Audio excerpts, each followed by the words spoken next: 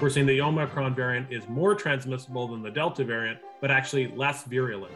I walk in the supermarket and I'm seeing all these people. They've got double masks on, and it doesn't mean a thing because, it's hanging half down one nostril, and we see this all the time. We cannot keep shutting down the healthcare system and society every time we have a surge like this. From the Zoomerplex in historic Liberty Village, the Zoomer with Marissa Lennox. Welcome to the Zoomer. I'm Marissa Lennox. It's been 2 months since the first case of the Omicron variant was identified in Canada, and still Canadians have lots of questions when it comes to the new dominant strain of COVID-19. Viewers right across the country have been sending in their questions. So we decided to put these questions to Dr. Iris Gorfinkel, family physician and founder of Prime Health Clinical Research, and Dr. Nathan Stahl, a physician practicing geriatrics and internal medicine in Toronto, and the Ontario Liberal Party candidate for Toronto St. Paul's.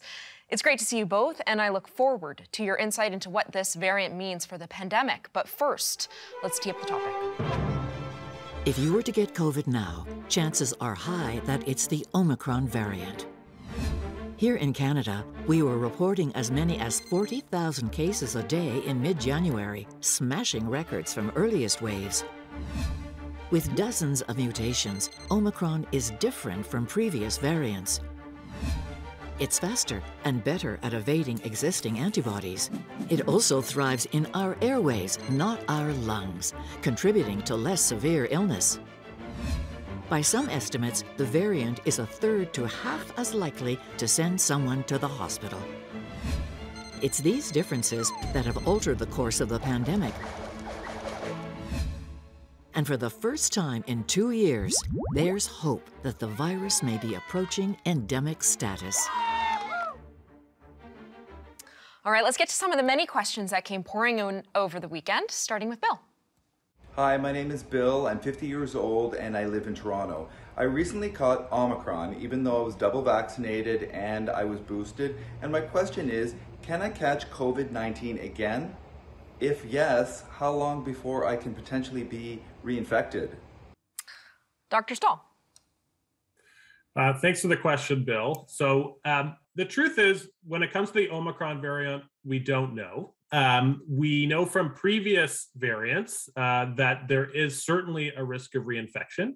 And I anticipate that we will learn in the coming weeks and months that with the Omicron variant, that people can indeed become reinfected. Certainly, the first 2 to 3 months after somebody gets infected, it's highly unlikely that someone will be reinfected in that time period. And the steps that Bill has taken, including taking both his vaccines and his booster shot, will prevent him ultimately from being reinfected, as will the fact that he had COVID in the first place, so that he has both acquired immunity and vaccine-induced immunity. But just so I heard correctly, you think it's possible someone can get the same variant twice? I think it certainly is possible. When we saw that with the original COVID-19 variant, and it certainly is possible that someone would be able to get reinfected with the same variant. And let's not forget that there are new variants that are emerging. The BA2 was just described earlier this week. And there will almost certainly be future variants as well that may have slight modifications that will also either become more transmissible, or we hope not, but possibly could evade immunity from the vaccines as well. So I do think it is possible. All right, Bill has a second follow-up question. Go ahead. And my follow-up question is, since I've had Omicron, does that mean I can potentially have long COVID? Because I have some symptoms, like this lingering cough, that have lasted for close to a month now. Dr. Gorfinkel. So when it comes to long COVID, the knowledge that we have based on Omicron is at its infancy. It's easy to forget that this variant has only been in Ontario for a short 7 weeks. So really, to understand long COVID, how many people are affected, what kind of symptoms they have, and how long it will last is going to take a lot longer than that. The other thing I would add is that when it comes to Omicron, we talk about it like it's one thing, but it's actually not. There are 4 sub-variants of Omicron that have now been described. And Dr. Stahl mentioned BA2, that's just one of those variants, that there was a concerning uptick in one of the European countries. Now does that mean that we're at risk of that? There have been a handful of cases identified in Canada already, but we will have to keep our ear very close to the ground. There's no question that having had the disease will add to the diversity of your immune portfolio. Congratulations. Now that you've had that booster shot, you almost certainly are not going to get hospitalized. The risk of getting hospitalized will drop by 90%. In fact, even visiting an emergency room will go down by 82%, which is fantastic. But how long will it last? That's the multi-billion-dollar question. We don't actually know. Did I say billion? Sorry, I meant multi-trillion-dollar question. There's a lot we don't know, and we have to own that. All right, and the last question before we throw to break comes from Jeff. Go ahead. Hey, my name is Jeff. I'm from Etobicoke, and I'm 57 years old. I was wondering how long you can spread the Omicron virus for if you've been infected, and does it differ for people that are vaccinated or unvaccinated? Dr. Gorfinkel. Yeah, so there's some excellent data on this. And what's interesting is what initially guided us were studies based on symptoms. We know that people are contagious for 2 days before they even experience symptoms. And there's a recent medRxiv publication. Now, it's not peer-reviewed yet. It's not ready for prime time, arguably, but it showed that people are shedding that virus. They're contagious potentially right up through day 10. So the question is, how much? If somebody is fully vaccinated, they're shedding much less virus. We think they're going to be less transmissible. But this leads to this whole debate on how long should isolation periods be. You know, Ontario has said isolation periods should be 5 days. The Public Health Agency of Canada says 10 days. We know that people are transmitting virus beyond the 5-day period. So again, we have one of these situations that ideally, in my view, should not be a one-size-fits-all. You look at what the United Kingdom is doing, they're introducing testing, which we are not, and I think that's a travesty. We should be testing individuals, and especially who are returning to hospitals or long-term care jobs, to make sure that they do not carry the virus back with them when they go after day 5 or day 6. Perhaps Dr. Stahl can shed some light on exactly how long new guidelines may be in view of this new medRxiv study. Dr. Stahl? Yeah, I absolutely agree with Dr. Gorfinkel. There's not a one-size-fits-all scenario here. So you need to look at a few things. You need to look at whether the individual is vaccinated or not, and that determines the length of isolation. You know, so currently, as Dr. Gorfinkel mentioned, if you're fully vaccinated and your symptoms have abated for more than 24 hours, at 5 days, you can leave isolation. Now, whether you can still transmit during that period, there probably is a substantial proportion of individuals who are transmitting in that day 5 to 10 and possibly a little bit longer period. And the other thing we need to consider is some of these guidance were developed because of what I describe as the pandemic of staffing shortages in our healthcare system. So there is a real need for individuals, given the staffing shortages that we have, to get people back to work. Now, those people are entering into some of the highest risk settings when they go into a hospital or a long-term care home. So there's a real trade-off there between staffing shortages, but not wanting to bring people back who are infectious. As we get over the hump of this Omicron surge, and there is some initial evidence that we are, I'm hopeful we may tighten those guidelines a bit in terms of isolation, recognizing that the staffing shortages may not be as severe as they once were in the last few weeks. All right, we need to take a quick break. More of your questions coming up. In Ontario, we haven't quite hit the levels that we saw during the third wave, but we have significant strain on our healthcare system.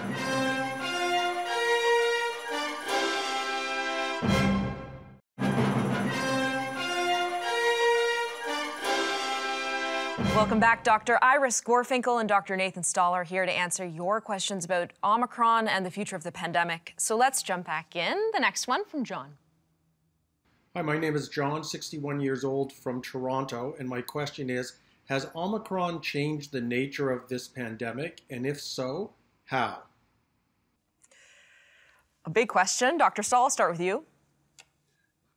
Certainly every variant has changed the nature of the pandemic. I think the question that John may be getting at is this the last one, right? Which is what everybody wants to be the case, but whether it is the case is something we don't know.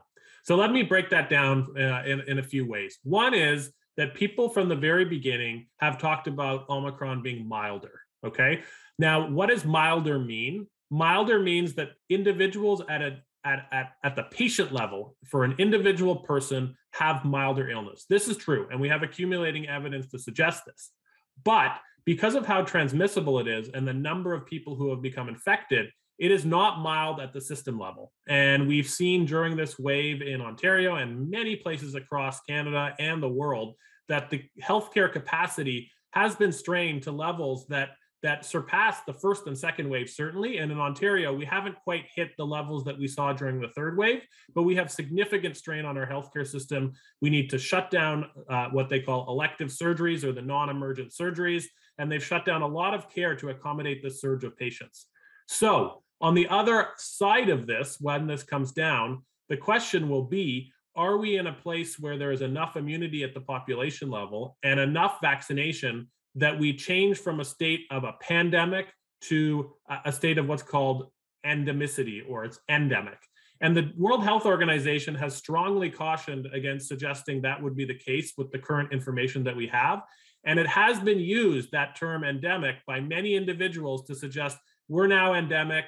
This is a different phase of the pandemic. And this new phrase has popped up that I've seen called, I'm done with COVID. And I would really caution people at this point to label what has gone on as with Omicron as a state of endemicity, and to suggest that we can simply release all observation and controls and move on without any caution towards normalcy.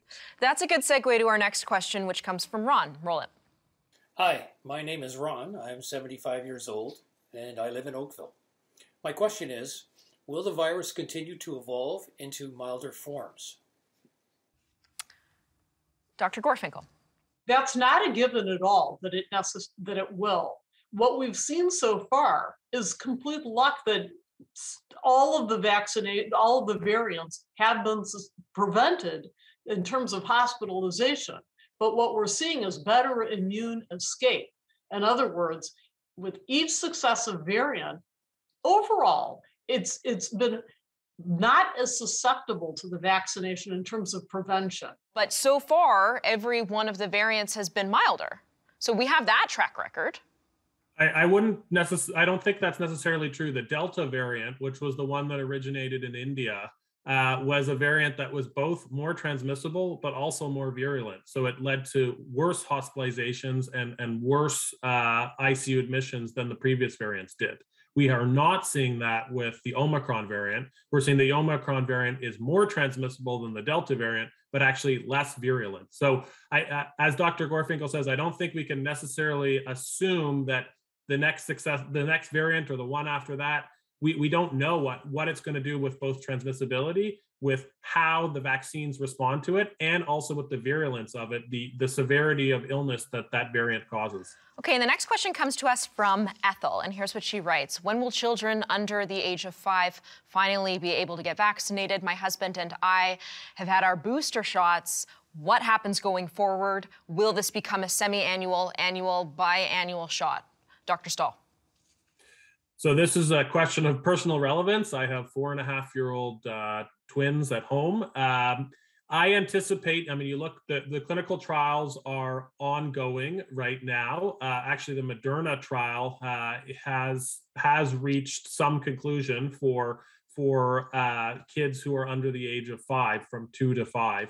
The Pfizer trial, unfortunately, with the doses that they initially used, weren't successful. So they've had to go back and use different doses and are studying it. I do anticipate that sometime in the next 3 months, we will see needles into arms in North America for the pediatric vaccine, certainly for the 2 to 5-year-old range. And then that under 2 are going to be the last population that are vaccinated. All right, don't go away. We'll be right back. the backlogs of surgeries, the backlogs of diagnostic imaging, and the backlogs of screening procedures. And that's going to require a significant investment from governments across the country.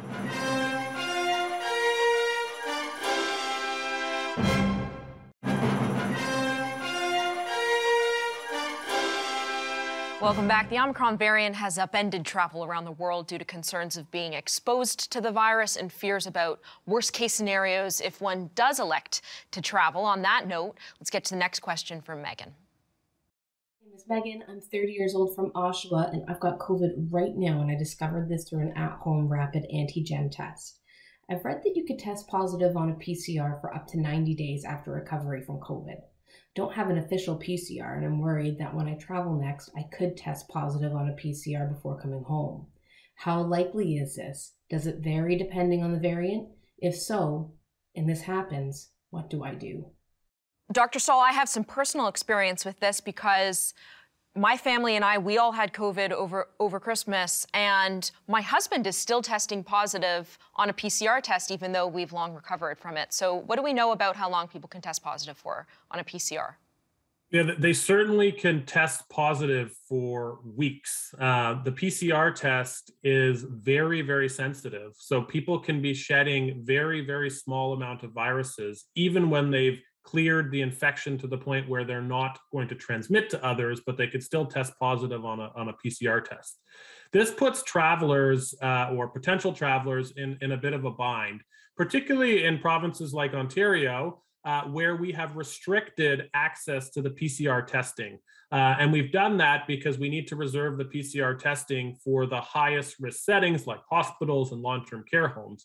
And so we're telling people that if you have a positive rapid antigen test, that suffices to say that you've had COVID.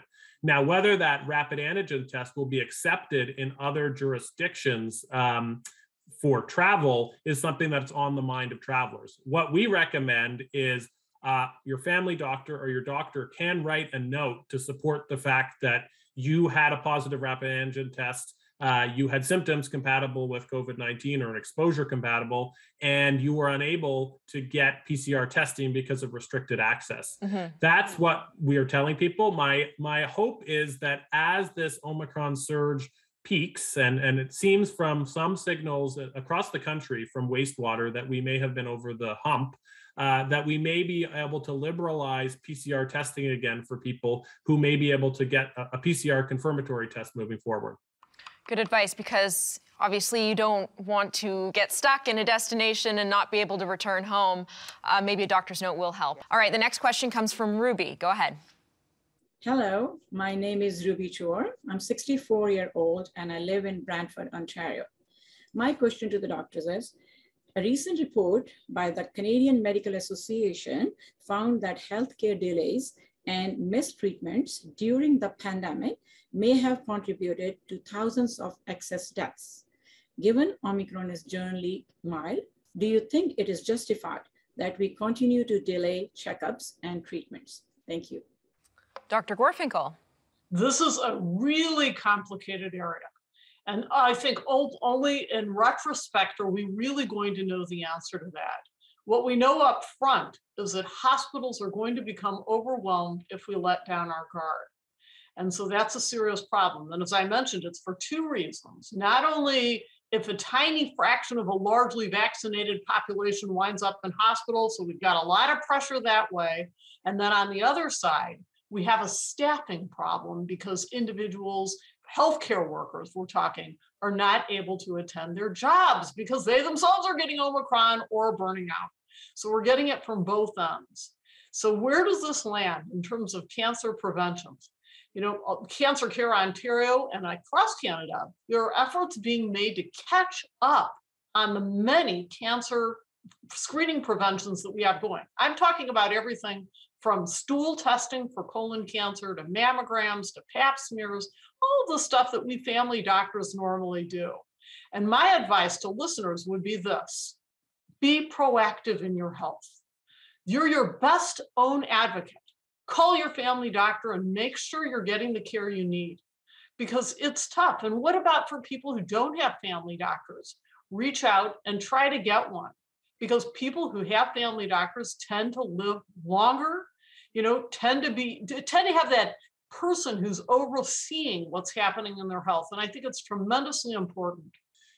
Early on in the pandemic, and throughout the pandemic, in fact, the great fear has been triaging COVID-19 patients, right? That we would run out of ventilators and hospital beds, and we would need to implement triage criteria to determine who gets the ventilator.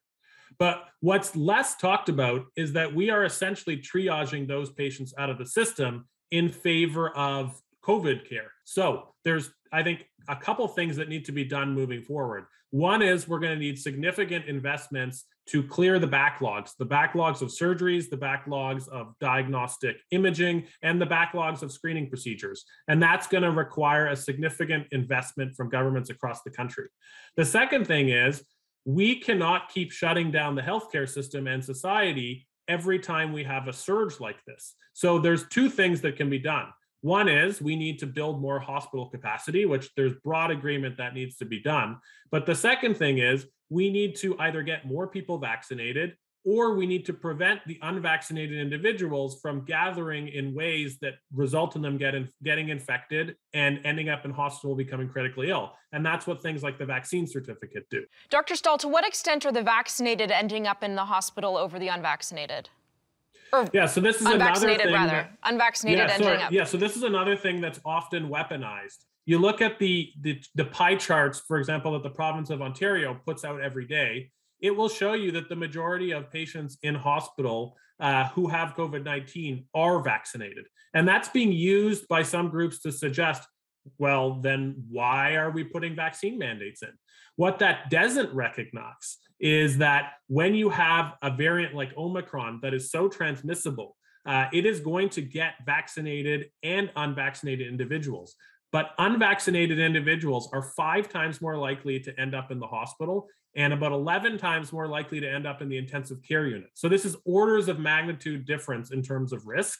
And that is why we need to raise vaccination rates and convince every person who is eligible to get vaccinated and to get fully vaccinated. All right, we need to leave it there. We'll be right back. Don't go away. First of all, it's not an endemic, it's still a pandemic. And unfortunately, hospitalizations are still extremely high.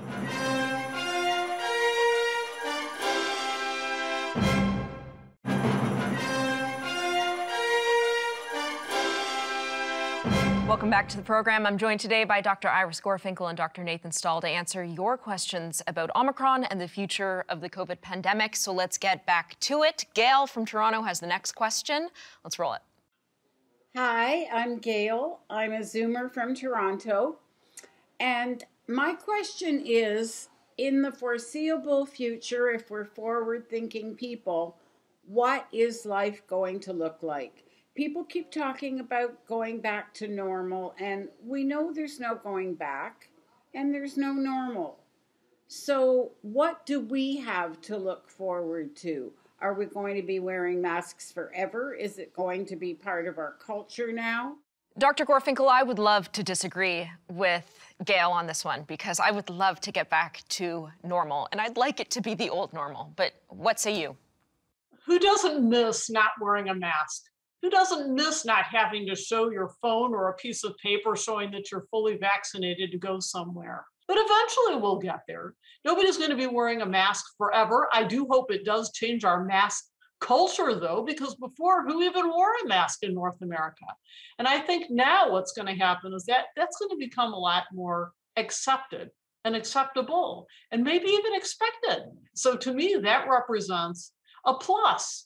It's a progress in our society and civilization that we're doing such a thing and thinking in that way. All right, the next question comes from Nancy via email. Here's what she writes. My husband is a triple high risk when it comes to COVID-19. He's a kidney transplant recipient, a diabetic, and he's in his 70s. He recently had his second booster shot. We've been extremely careful and neither of us have had COVID. The Omicron variant is now widespread. What restrictions will remain in place if they start treating this virus as an endemic? And how safe will it be for him to be out and about?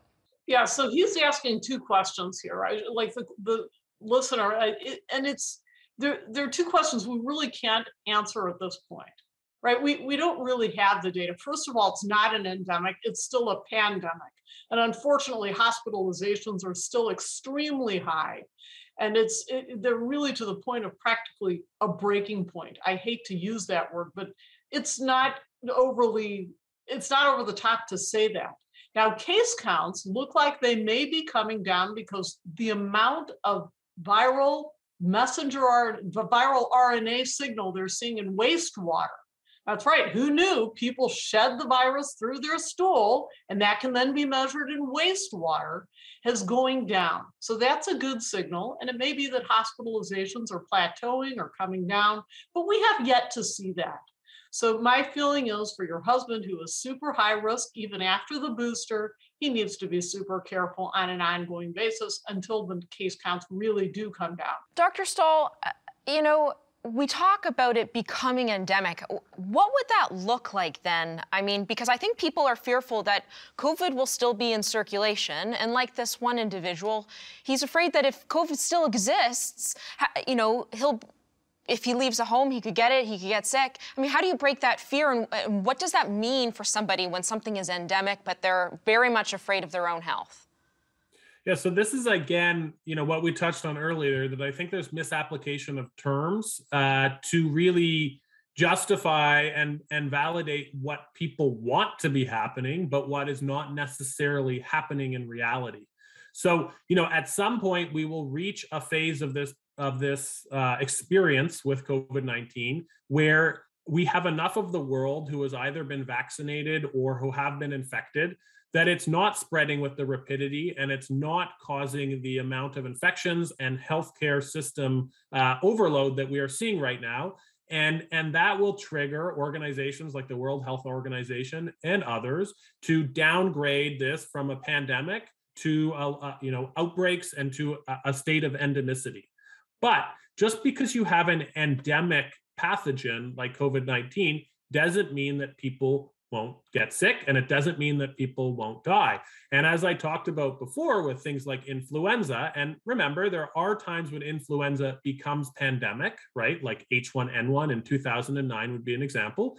But for the seasonal influenza, this is a virus that still kills 3,500 people a year in Canada. It's something that disproportionately impacts immunocompromised individuals. So, the term endemic is being used to suggest, well, that's the light at the end of the tunnel. And that will mean that we are in a better place than being in a pandemic, but there are still risks to individuals, and there are still tools that all of us should use, thinking beyond the individual level, to protect those around us from something like COVID-19, which we know is not going to be eliminated and will be with us for a long time, if not forever. All right, we need to take a quick break. More of your questions coming up.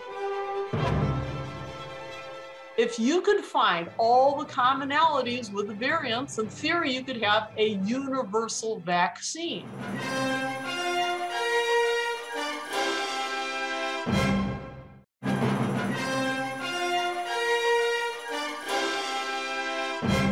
Welcome back to the Zoomer. On today's program, we are answering all of your questions about the Omicron variant and the COVID-19 pandemic in general. The next question comes to us from Janine. Go ahead.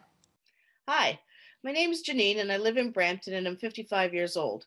I'd like to know, are vaccines evolving to combat new variants such as Omicron? Dr. Gorfinkel. Well, it would be wonderful to have a vaccine specific to Omicron. However, it does not yet exist. Even though we've seen our vaccines become less effective when it comes to preventing symptomatic disease, especially 6 months after the second dose, people may not have much protection at all against symptomatic disease, but they do against hospitalization. And that's a fortunate thing.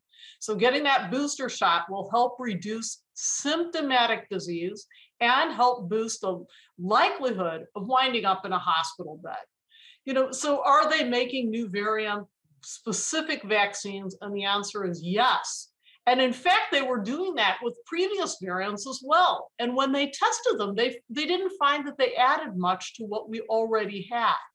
So the question is, will we see variants that have so many mutations that in fact we do need a variant-specific vaccine? Not only are they working on that, they're also working on a universal vaccine. And the messenger RNA vaccines give that potential. You know, imagine you've got a spike protein and it's made up of A, B, C, D, et cetera, all the way down the line. If you could find all the commonalities with the variants, in theory, you could have a universal vaccine. Now, will that happen? It's eluded us with influenza for decades. Like we haven't been able to get that with influenza. Imagine one shot and you're done. Have we been able to do it with a common cold? No. And why is that? Because there are too many mutations, too many changes happening in that protein that make having a universal vaccine very difficult to develop. I want to bring up the next email question from Brian because it's sort of along those same lines, something you just mentioned to Dr. Gorfinkel. Here's what he writes. He said, if we can develop mRNA vaccines for COVID-19, why can we not develop vaccines for the common cold, which are caused by a coronavirus or rhinovirus or RSV or parainfluenza virus? Is there no incentive by the large pharmaceuticals due to the millions or billions they currently make from cold symptoms or remedies? Obviously, he's injected his own opinion there, but Dr. Stahl, what do you think? I like the pun on the injected the own opinion there, Marissa. You know, there's a few things here. Yes, the mRNA technology is miraculous, and it is being used to develop a whole host of vaccines, and not just vaccines for infectious diseases. There are going to be cancer-specific vaccines that the mRNA technology is going to be used for. HIV is being considered. So this is a really remarkable technology that has many applications. Now, you need to think about when you develop a vaccine, we need to think about the disease that we are treating. So for the overwhelming majority of individuals with the common cold, for example, one needs to think first, is it going to work? And Dr. Gorfinkel just highlighted several reasons why it may not. But we also need to consider, is this a disease that is worth vaccinating for as well? And for the overwhelming majority of individuals who have the common cold, it's likely not, because those individuals will do completely fine with a couple days of isolation. There are vaccines already for things like RSV for the individuals who are at highest risk, particularly premature babies. So this, again, it's not a one-size-fits-all solution, but the technology is certainly going to be leveraged for many different pathogens and for diseases outside of infectious diseases. I would also add to this that cold viruses are notoriously good at what I call shape-shifting. So you think you've captured it, and guess what? The shape of it's, well, for the sake of argument, it's not really a spike protein, but that's essentially what happens. The proteins on the surface of the cold viruses are constantly changing. And so as a result, it gets really hard to develop any one vaccine. They're just changing too rapidly, too frequently, and there are way, way too many of them. You know, we say, oh, you've got the cold. You know what the cold means? It literally means tens of thousands of different viruses. It is not a single thing. Think about Omicron on mega steroids, and then you kind of get the idea of what the common cold virus is. It's a whole slew of many viruses that are superior at shapeshifting. Interesting point. All right, the next question comes from Ian. Hi, my name's Ian. I'm 39 years old from Toronto, and my question is, what role do domesticated animals such as dogs and cats have to play in our fight against COVID-19? Dr. Gorfinkel, I saw you tweeting about this one, so I'll give it to you. This is an absolutely fascinating topic. And the truth is, we don't do surveillance in dogs and cats nearly to the degree that we should, nor in domesticated farming animals. It's seriously lacking. Health Canada is very people-focused. So here's what we do know about animals.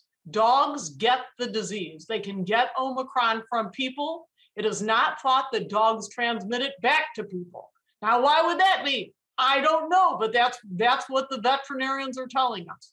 What about cats? Cats can get the disease, and they, unlike dogs, can become symptomatic.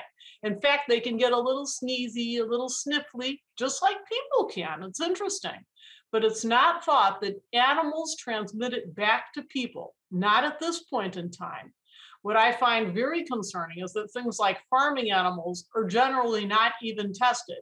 And why would they want to test them? The truth is, there's not a desire to test them, because if they were found to have COVID-19, farmers may be faced with culling. That's a nasty word for just saying murdering, getting rid of all of their farming animals.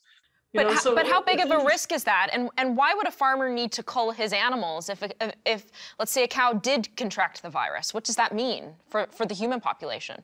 Yeah, what it means to the human population is a big question at this point. We really do not know. The virus is not transmitted by eating an animal that had COVID-19, period. It's not transmitted by having touched a surface and then touched your nose or lips. That's not how it's transmitted. It's transmitted through aerosols, which are tiny droplets, kind of like cigarette smoke hanging in the air, or larger droplets.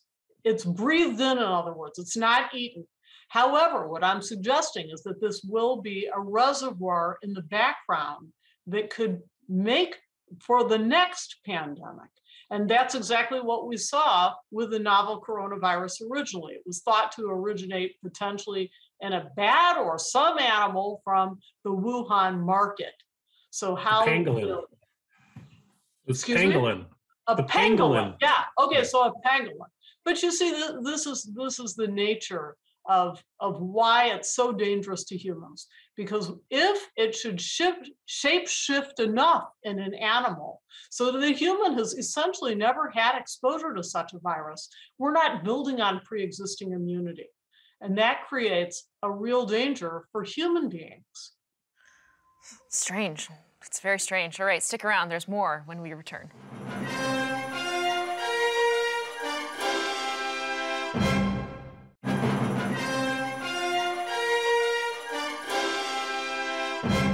Welcome back to theZoomer. We've devoted today's program to answering your questions about the Omicron variant and the future of the COVID-19 pandemic. With just a few minutes left, we have time for a couple more. The next from Anne. Hi, my name is Anne. I'm 72 and I'm calling from New Westminster, British Columbia.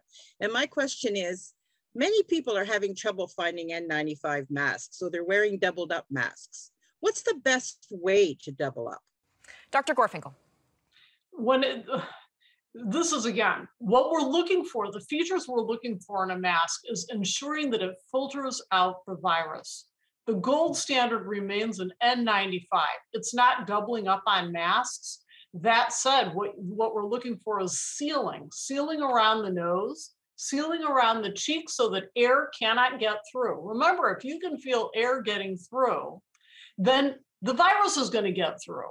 So basically, want it sealed, and ideally it would go below the chin, above the nose.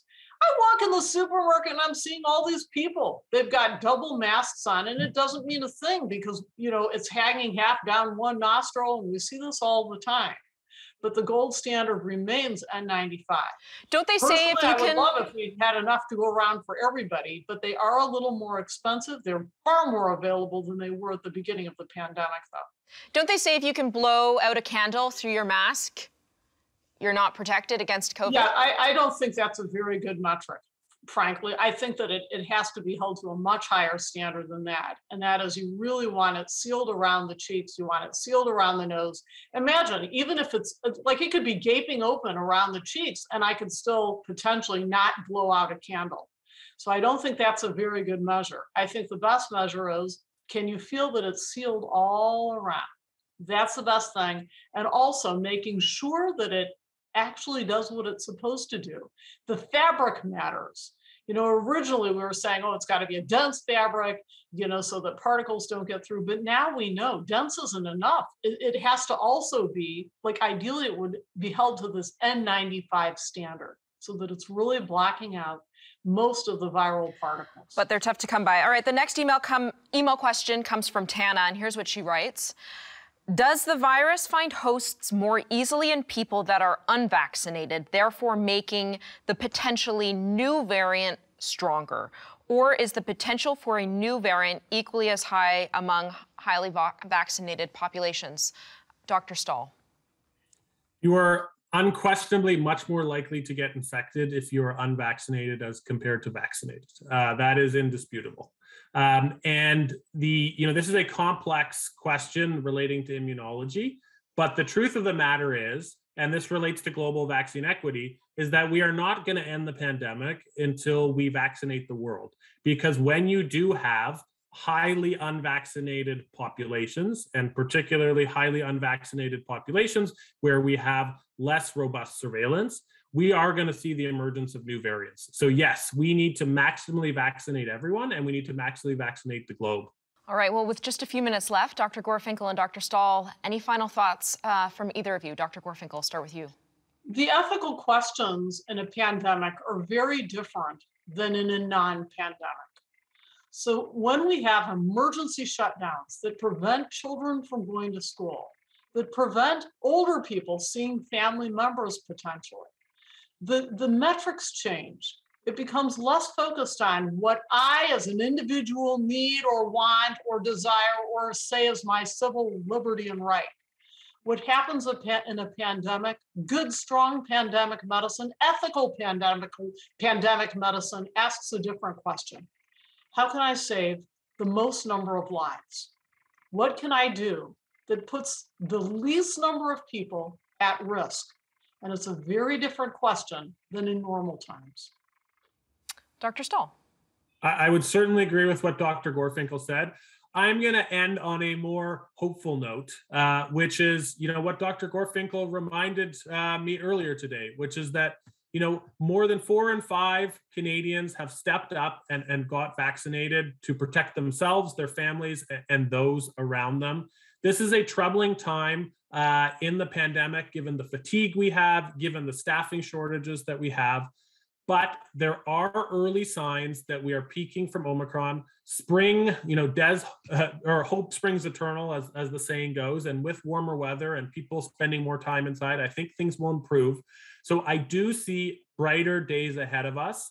But we need to keep in mind what Dr. Gorfinkel and I have been talking about throughout this program, which is, we need to prepare for the next variant, and we need to apply the lessons that we've learned throughout this pandemic to not just protect ourselves, but to protect everyone around us, because we are in reality a small village, and it's not just about individual rights. It's about collective rights and the well-being and safety of all Canadians around us, and frankly, everyone around the world when we talk about vaccine global equity. All right, that's it for time. A big thank you to Dr. Gorfinkel and Dr. Stahl for sharing your knowledge and your expertise, and also just for being on the front lines of this pandemic. It's because of people like you that we'll be able to get through this. And of course, to all of you at home watching, thank you as always for tuning in. We'll see you next time.